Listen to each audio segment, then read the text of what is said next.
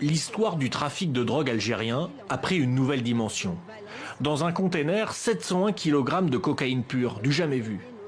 L'armée, sur renseignement des services secrets espagnols, vient d'arraisonner un bateau, et du jamais vu encore, la police est totalement écartée.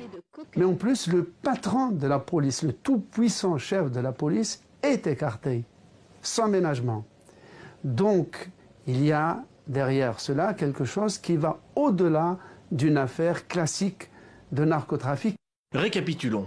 Le bateau Vega Mercury vient du Brésil, avec de la viande destinée au marché algérien.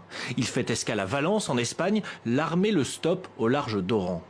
Les containers sont destinés à un homme sulfureux, Kamel Chiri, surnommé le Boucher. Un homme aux ramifications impressionnantes dans les milieux politiques. Et l'affaire devient séisme, à 10 mois de la présidentielle.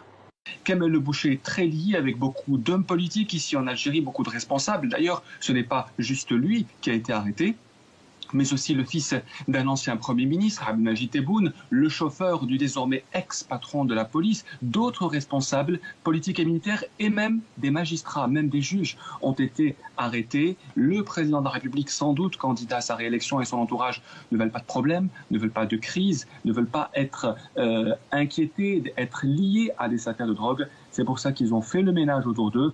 Mais la drogue elle-même est une question, car la cocaïne est rarissime dans ce pays.